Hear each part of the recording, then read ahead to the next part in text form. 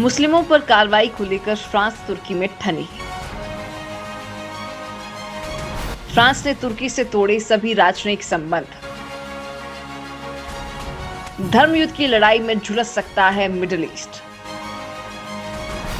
दोस्तों, तुर्की के राष्ट्रपति रेचप तैयप एर्दोगन दुनिया में मुसलमानों का नया रहनुमा बनने की कोशिश कर रहे हैं। उनके कार्यकाल के दौरान तुर्की के संबंध केवल अमेरिका से ही नहीं बल्कि भारत, सऊदी अरब, फ्रांस और ग्रीस से भी खराब हुए हैं।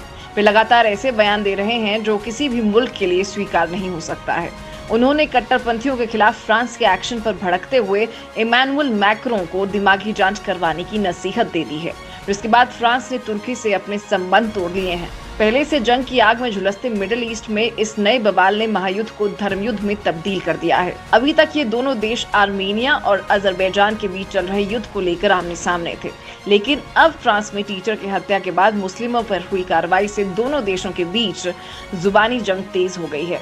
एर्दोगन ने मध्य तुर्की के शहर कासेरी में एक भाषण दिया और यहीं से मैक्रों और एर्दोगन के बीच मामला पर्सनल हो गया है। एर्दोगन यही नहीं रुके, उन्होंने तो यहाँ तक दावा कर दिया है कि चाहे कुछ हो जाए वो इस बार फ्रांस में मैक्रों को चुनाव नहीं जीतने देंगे। तुर्की के घमंडी राष्ट्रपति के इस बयान के बाद वही हुआ जिसका डर था। तुर्की और फ्रांस आमने सामने आ गए, जिसके बाद फ्रांस ने भी जवाबी कार्रवाई करते हुए अपने राजदूत को तुरंत तुर्की से वापस बुला लिया। मैक्रो के कार्यालय ने एक बयान जारी कर कहा कि आक्रोश और तापमान एक विधि नहीं है। एर्दोगन ने मध्य तुर्की के शहर कासेरी में एक भाषण में कहा कि मैक्रो कहे जाने वाले इस व्यक्ति की मुस्लिम और इस्लाम के साथ क्या समस्या है। मैक्रो को मानसिक इलाज करवाने की जरूरत है। उन्होंने आगे कहा कि किसी राष्ट्र प्रमुख को क्या कहा जा सकता है जो धर्म की स्वतंत्रता को नहीं समझता है।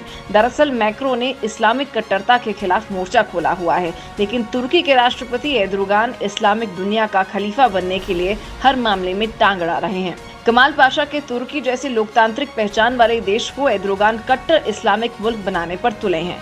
मैक्रो और एर्दोगन कई मसलों को लेकर आमने सामने हैं, जिनमें पूर्वी भूमध्य सागर में समुद्री अधिकारों को लेकर संघर्ष के अलावा लीबिया, सीरिया और सबसे हालिया अजरबैजान और आर्मीनिया का मसला शामिल है। मैक्रो ने इस महीने इस्लाम को एक ऐसा धर्म बताया था जो दुनिया भर में संकट में है और कहा था कि सरकार 1905 के एक कानून को मजबूत करने के लिए दिसंबर में एक बिल लाएगी। इस कानून ने आधिकारिक तौर पर फ्रांस में चर्च और स्टेट को अलग किया था। साथ ही मैक्रो ने स्कूली शिक्षा पर सख्ती से निगरानी करने और मस्जिदों की विदेशी फंडिंग पर बेहतर नियंत्रण करने की बात कही थी। जबकि तुर्की मुस्लिम बहुल आबादी वाला लेकिन धर्मनिरपेक्ष देश है। तुर्की नाटो का हिस्सा है लेकिन यूरोपीय संघ का नहीं, जहां कई विवादों के चलते दशकों से उसकी सदस्यता पर बात नहीं बन पाई है। ऐसा नहीं है कि तुर्की के राष्ट्रपति एर्दोगन पहली बार फ्रांस पर भड़के हैं।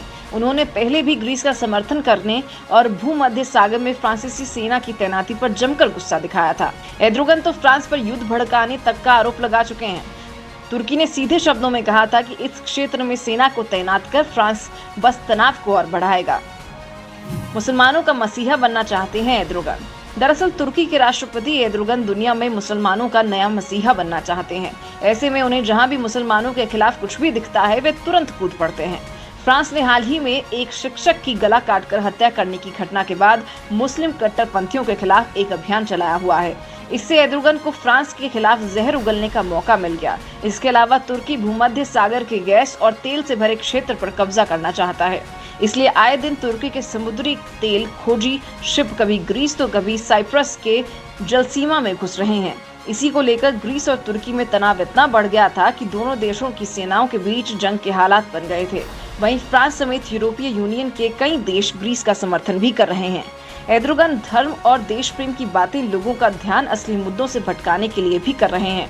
पिछले कुछ महीनों से तुर्की की आर्थिक स्थिति लगातार खराब होती जा रही है। उसकी मुद्रा का मूल्य रिकॉर्ड निचले स्तर पर पहुंच गया है। देश में बेरोजगारी और महंगाई के आंकड़े रोज नया रिकॉर्ड बना रहे हैं।